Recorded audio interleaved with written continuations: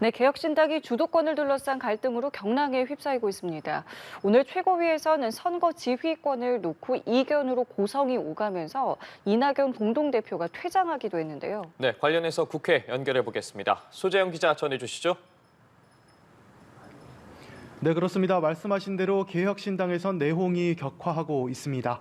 당초 개혁신당이 총선 지휘권을 이준석 공동대표에게 맡기기로 했지만 이낙연 공동대표 측이 이 과정에서 강하게 반발했습니다. 오늘 아침 열린 최고위 회의에서도 선거 캠페인과 정책 의결권을 두고 날선 공방이 오갔습니다. 오늘 최고위에선 이준석 공동대표에게 사실상 총선 지휘권을 맡기는 안건이 처리됐습니다. 그러나 이 과정에서 고성이 오갔고 이낙연 공동대표와 김종민 최고위원이 반발해 퇴장했습니다.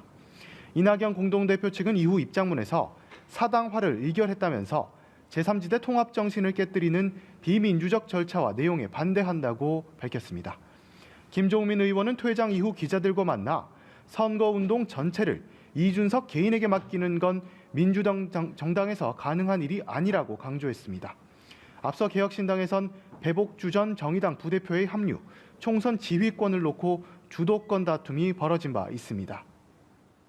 네, 한편 국민의힘에선 이번 주부터 지역구 재배치가 본격적으로 논의가 됩니다. 민주당에선 공천을 둘러싸고 내용이 짙어지는 모양새인데 관련 소식들도 전해주시죠. 네, 그렇습니다. 국민의힘에선 어제까지 모두 133개 지역구에서 공천 절차가 일단락됐습니다. 86곳에선 단수 공천, 44곳에선 경선이, 3곳에선 우선 공천이 이루어졌습니다. 오늘부터는 나머지 지역에 대한 공천과 재배치가 본격적으로 논의됩니다. 장동혁 사무총장은 오늘 아침 기자들과 만나 오늘은 보류된 지역들을 모두 재논의할 예정이라고 했습니다.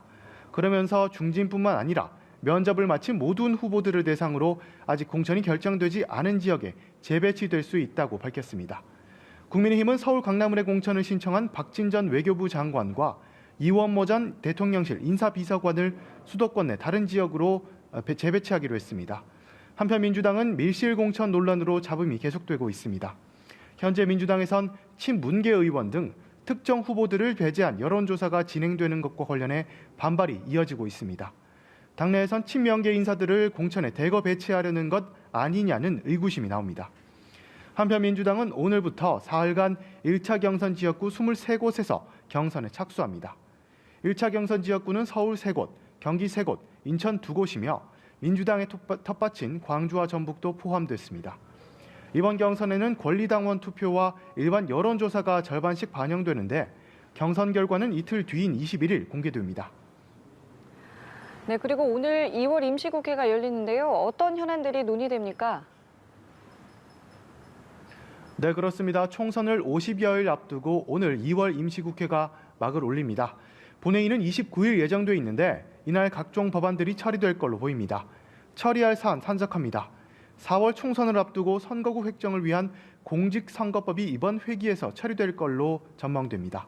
다만 여전히 시도별 의원 정수를 둘러싼 여야 간 이견이 큰 만큼 2월 국회에서도 통과되지 않을 가능성은 남아 있습니다.